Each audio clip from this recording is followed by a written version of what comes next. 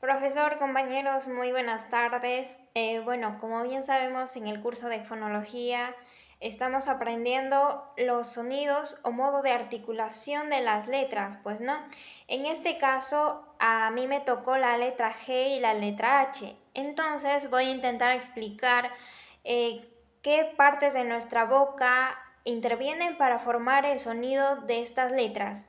¿Y cómo es que se pronuncian? Pues no, voy a empezar diciendo que son dos letras que se articulan de diferentes maneras en el ámbito fonético, lo que afecta a cómo suenan y cómo se pronuncian en el habla. Bueno, entonces voy a empezar con la letra G. Para pronunciar la letra G, intervienen varias partes de la boca, específicamente en lo que se conoce como la articulación velar. Entonces, para pronunciar o para producir este sonido de la letra G, interviene el velo del paladar o paladar blando. Entonces, la principal zona de articulación para la G es el velo del paladar. Este pues nos dice que es el área que se encuentra en la parte posterior del techo de la boca, justamente antes de la garganta. Entonces, cuando pronunciamos la letra G, la parte posterior de la lengua se eleva y toca esta área del paladar. En algunos casos, el contacto es completo, lo que crea una oclusión, o sea, bloquea el paso del aire, ¿no? También interviene la lengua. La lengua juega un papel fundamental, ¿no? La parte posterior de la lengua, llamada dorso de la lengua, se eleva y hace contacto con el velo del paladar, ¿no? Esta acción crea una obstrucción en el flujo del aire, lo que genera el sonido característico de la G. También interviene cavidad bucal. Después de que el aire se bloquea en la parte posterior de la boca, se libera rápidamente, pues no, lo que crea una explosión de aire que genera el sonido. Este es un sonido oclusivo y sonoro. ¿Por qué? Porque las cuerdas vocales vibran al pronunciarlo. Y por último, también intervienen las cuerdas vocales. ¿Por qué? Porque la G es una consonante sonora, lo que significa que durante su articulación las cuerdas vocales deben vibrar. Esto diferencia la G de otras consonantes oclusivas. No, el sonido se produce por la vibración de las cuerdas vocales mientras el aire libera a través de la boca, ¿no? También podríamos decir que no, también podríamos decir, pues, ¿no? Que es velar, ¿no? Cuando se pronuncia en combinación con las vocales A, O y la vocal U, ¿no? Se articulan en el velo del paladar, ¿no? Por eso la parte posterior de la boca, o en la parte posterior de la boca, ¿no? Por ejemplo, en la palabra gato, en la palabra gusto, en la palabra guerra. También se podría decir que es palatal, cuando se combina con la vocal E y la vocal I, ¿no? La G puede tener una articulación más palatizada, es decir, se articula en la parte superior del paladar. Por ejemplo, en la palabra gemelo y en la palabra girasol, ¿no? Bueno, ahora que ya vimos qué partes de nuestra boca intervienen para producir el sonido de la letra G, ahora pues vamos a intentar pronunciarlo, ¿no? G, G, G, G, G, ¿no? Entonces, como ya habíamos visto, ¿no? ¿Qué partes? Y ahora poniéndolo a prueba, vemos que sí, ¿no? Que esas partes que habíamos mencionado sí tienen que ver, ¿no? En el sonido de la g, g, ¿no? Bueno, ahora sí lo vamos a hacer pues con las vocales, ¿no? Lo vamos a juntar la letra y la vocal para ver cómo suena. G, ga, ga, ga, ga, ge, ge, ge, gui, gui, go, go, gu, gu. Ahora que ya lo hicimos con las vocales, ahora vamos a intentar formar palabras, ¿no? Por ejemplo, gato, gato, gato, gaviota, gaviota, gente, gente, gente, gente, guiso, guiso, guiso, guiso, golondrina, golondrina, golondrina, gusano, gusano, gusto, gusto, gusto, ¿no? Bueno, después de haber visto de la letra G, ahora vamos a pasar a la letra H, ¿no? Bueno, su modo de articulación de la letra H nos dice que su sonido es mudo. En español, la H es generalmente silente. ¿Por qué? Porque no se pronuncia. Aunque sigue formando parte de la ortografía. Por ejemplo, en el caso en la palabra, como por ejemplo en la palabra hola, en la palabra hermano, en la palabra huevo, ¿no? Y entre otras palabras que conocemos que van escritas con la letra H.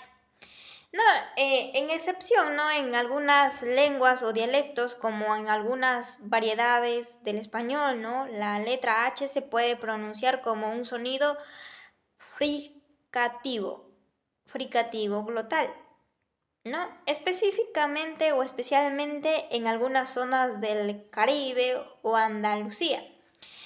Este sonido se produce de forma suave, similar a un susurro, ¿no? Bueno, el papel ortográfico, ¿no? de la letra H, a pesar de ser muda, en la mayoría de los casos la H juega un papel importantísimo, ¿no? en la ortografía, para diferenciar palabras como por ejemplo la palabra hecho del verbo hacer, ¿no? Y hecho del verbo echar, ¿no? Entonces, ahora vamos a ver qué parte de nuestra boca intervienen para formar el sonido de esta letra. Para la letra H, la situación es un poco diferente, ¿no? Se podría decir, ya que en español la H, pues generalmente, como les decía, es muda o en otras palabras es silente, porque no se pronuncia. Sin embargo, voy a explicar cómo se articula cuando se pronuncia en algunos casos, ¿no? Que son rara vez, o en otros idiomas, ¿no? Que, bueno, nosotros no hablamos. La pronunciación de la H en algunos casos, pues no, cuando la H se pronuncia como pues en algunas variantes del español, ¿no? Se produce un sonido fricativo, ¿no? Específicamente glotal. Esto significa que la H se articula en la glotis, que es la abertura entre las cuerdas bucales, ¿no? Entonces, para pronunciar la letra H, lo que interviene es la glotis, las cuerdas bucales, la cavidad bucal. La glotis es la parte de la laringe, ¿no? situada entre las cuerdas bucales. Cuando pronunciamos la H, de forma fricativa, como en algunas variantes del dialecto del español, como en el Caribe o en Andalucía. El aire pasa a través de la glotis de manera restringida, generando un sonido suave y suave de susurro. En las cuerdas vocales, en este caso, las cuerdas vocales no se tocan directamente, ¿no? Sino que se separan ligeramente, permitiendo que el aire pase a través de la glotis con fricción. Esto pues va a producir un sonido suave, como una ligera expiración o susurro. También interviene la cavidad bucal. ¿Por qué? Porque también puede estar involucrada en algunos casos de la H, ¿no? Es acompañada de algún tipo de aire que se expulsa por la boca de forma suave, pero no hay contacto en la boca entre la lengua o el paladar como en otras consonantes.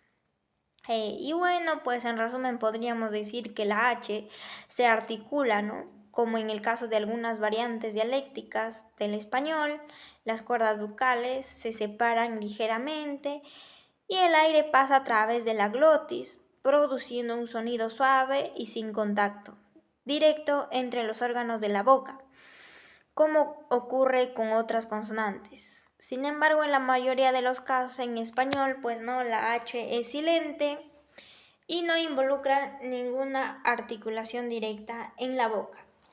Bueno, la letra H es muy interesante, ¿no? En el contexto del idioma español, debido a su importancia ortográfica, a pesar que generalmente no se pronuncia, pero es muy importante, ya que ayuda a diferenciar de unas palabras de otras por su significado. La importancia de la H en el español diferencia la ortografía, ¿no? La H pues juega un papel muy importante para diferenciar palabras que de otro modo serán homófonas, palabras que suenan igual, ¿no? Y bueno, aquí hay unos ejemplos, como ya les había de la palabra hecho, ¿no? Del verbo hacer y el otro hecho del verbo echar, ¿no? Y también, por ejemplo, de la palabra haya, del verbo haber versus haya, allá el árbol, ¿no? Y allá.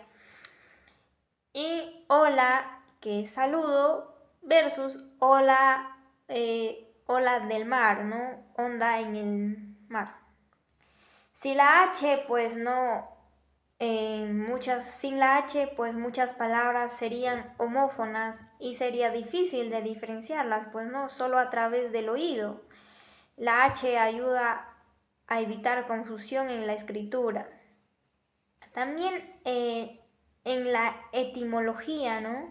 En muchas palabras la H tiene una raíz etimológica que se remonta a latín o a otras lenguas.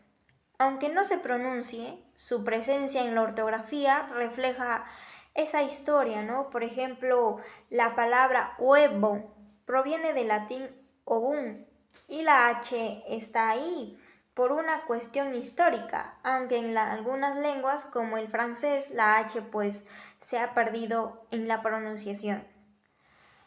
También marcador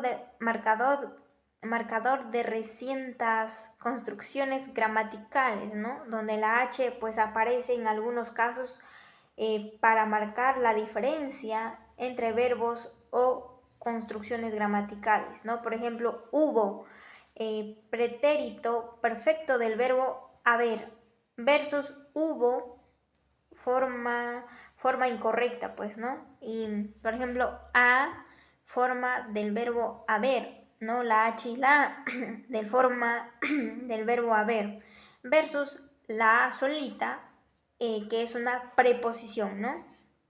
Y bueno, en algunas lenguas la H sí se pronuncia, como les decía, pero aunque